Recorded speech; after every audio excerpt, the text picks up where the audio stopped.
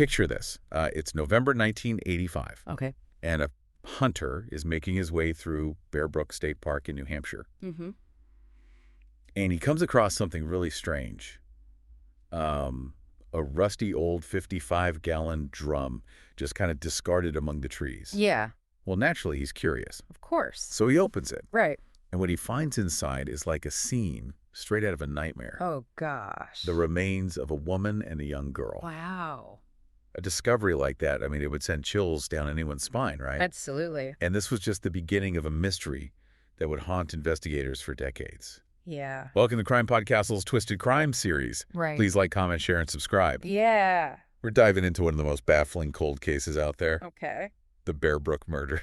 You know what makes this case so intriguing right from the start is just the wall of mystery that investigators hit. Yeah. I mean, the victims, they were unidentified, cause of death, blunt force trauma, but there were no missing person reports, no fingerprints, no dental records, nothing to give them a starting point. So it was like they just vanished. Yeah, like they vanished into thin air. It's just so unsettling. It is. You can only imagine the fear and uncertainty in that community. Right. I mean, a memorial was placed near where they found that first barrel. Yeah. And it just reads, "Here lies the mortal remains known only to God."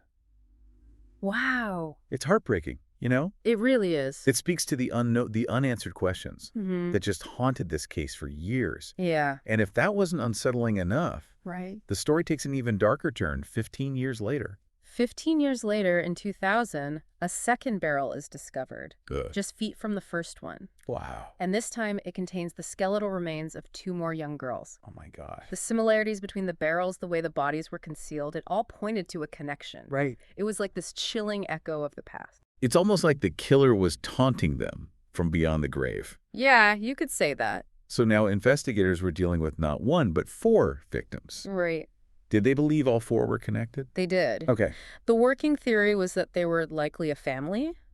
Okay. But the question of their identities, it remained this frustrating puzzle. Right. Forensic imaging specialists even recreated the victims' faces, hoping that someone might recognize them and come forward. Of course. But despite all their efforts and the nationwide media coverage, the Bear Brook murders remained cold. You know, years turned into decades. Right. And I can't help but think about the investigators on this case. Yeah. I mean, they dedicated years of their lives to it. They did. It would have been easy to give up, right? Absolutely. To let that case file gather dust in the archives. Yeah. But something about this case, the brutality, the mystery, Right. it kept them going. It did. Like a thorn in their side. I see. A puzzle they just had to solve. Absolutely. And just when it seemed like they'd hit a dead end, a man named Bob Evans enters the picture. Oh, Evans. Now, Evans was a fascinating character. Okay. He had a history of using aliases. Curtis Kimball, Jerry Mockerman, Larry Vanner. Whoa. With the list goes on? Multiple aliases. Yeah. That's a huge red flag. I mean, you don't change your name every other week unless you're hiding something. Exactly. It's a classic sign of someone trying to erase their past. Right. Trying to blend in, become a ghost. A ghost. And Evans, or whoever he really was, Yeah. he was very good at it. Yeah. He managed to evade capture for years. Right. But eventually, he was convicted of murdering his wife in California. Oh, wow. But here's where it gets really interesting. Okay. He died in prison in 2010, Okay. taking his true identity and many secrets to the grave. So how did they finally connect him to the Bear Brook murders? DNA testing. Yeah. It was a game changer. Okay. Remember how I mentioned that Evans had a daughter who vanished with Denise Bowden? Well, they finally tracked her down.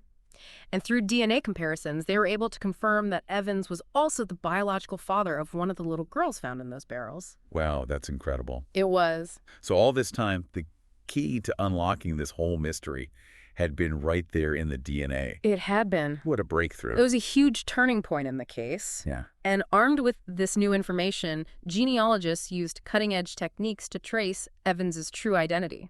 Okay. They pieced together his family tree following the trail of his DNA like breadcrumbs. Wow. Until they uncovered his real name, Terry Peter Rasmussen. Terry Peter Rasmussen. Yeah. I have to admit, it's a chilling feeling to finally put a name to the man who committed these horrific acts. I can imagine. And with his real name uncovered, were they able to identify the victims? They were. Okay. Using genealogical databases, they were finally able to put names to 3 of the 4 faces, Marlise Honeychurch and her 2 daughters, Marie Vaughn and Sarah McWaters. It's heartbreaking to think about the life they must have led. Always looking over their shoulders, living in fear. Yeah, it's a terrible thought, especially when you consider that Marlise's family had no idea what had happened to her. They last saw her in 1978 after a family argument and just assumed she'd started a new life somewhere. Yeah. Imagine their shock when they learned the truth all these years later. I can't even fathom it, the mix of emotions, relief, at finally knowing grief, at the loss, anger, at the man who stole their loved ones away. It's unimaginable. But it's a testament to the enduring power of hope that they never gave up on finding Marlise and the girls. Absolutely. And for the investigators, identifying the victims brought a sense of closure. Right. Feeling that they had finally brought some peace to those who had been left wondering for so long. I bet. But the story doesn't end there. Right. There's still the 4th victim, Rasmussen's biological daughter. Yeah. She remains unidentified. A ghost from the past.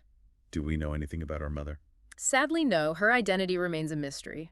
It's a stark reminder that even with all the advancements in forensic science, some answers can remain elusive. It is. It makes you wonder about the other lives Rasmussen touched. Yeah. Given his history of aliases and his ability to just blend in. Right.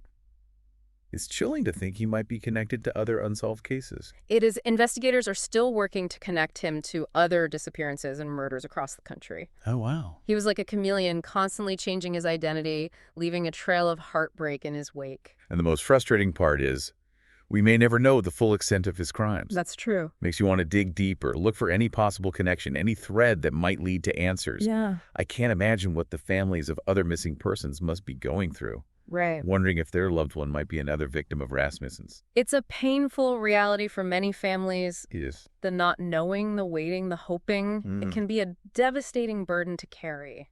Let's shift gears for a moment. Okay. I want to talk about the impact of this case on the town of Allenstown. Right. Imagine living in a community where such a horrific event unfolded. Yeah. Where for years the victims remained nameless, their stories untold. It cast a long shadow over the town. Yeah, I bet. There was a sense of fear, unease. Right. People were looking over their shoulders, wondering if the killer might still be out there.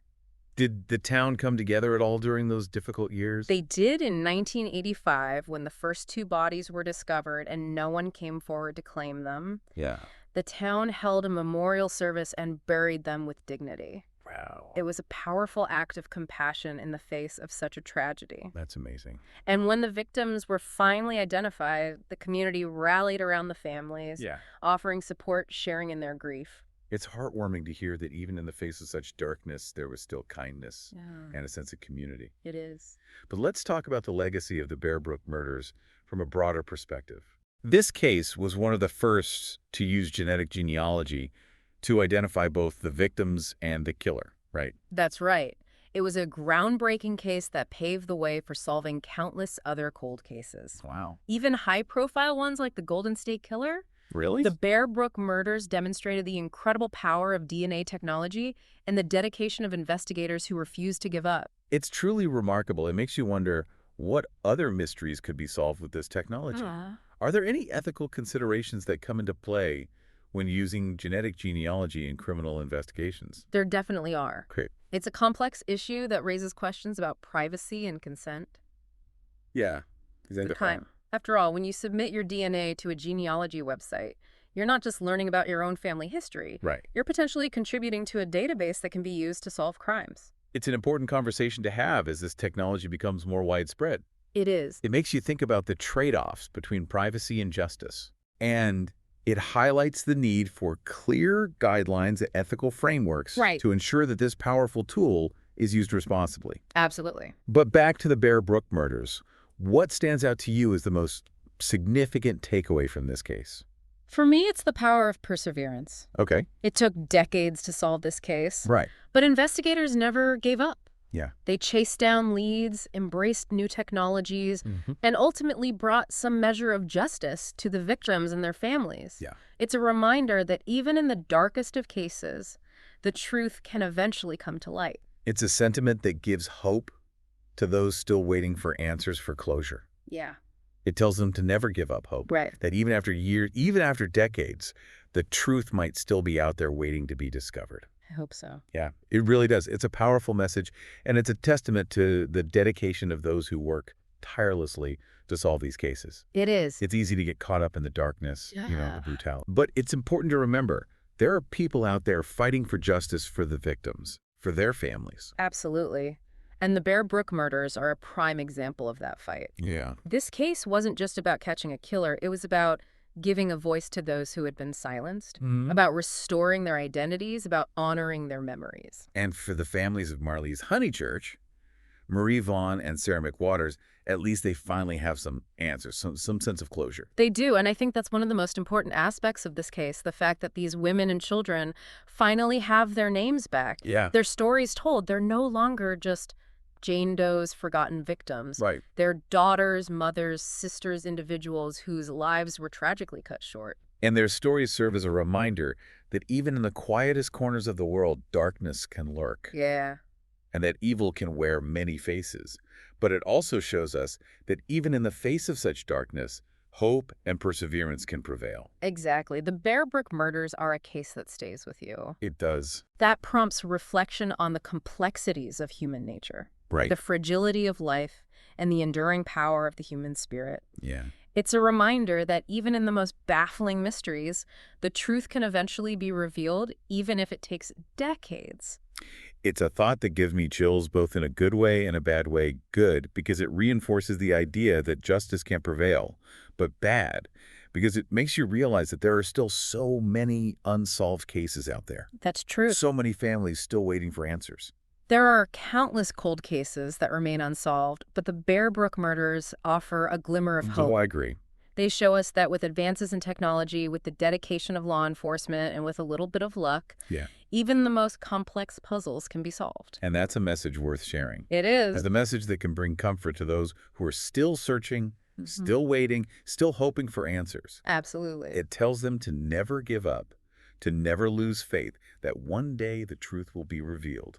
And it encourages all of us to remember the victims, to honor their lives, and to support the ongoing efforts to solve these cases and bring justice to those who've been wronged.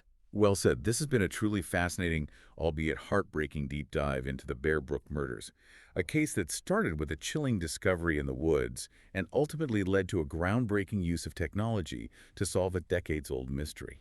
Indeed, it's a case that highlights the darkness and the light, the despair and the hope, the complexities and the possibilities that exist within the world of criminal investigation.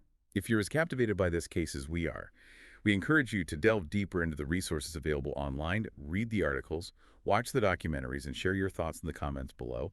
And of course, don't forget to follow and subscribe to CrimePod Castle and our YouTube channel for more deep dives into the world's most intriguing crimes. Until next time, stay curious, stay safe, and remember the truth is always out there waiting to be uncovered.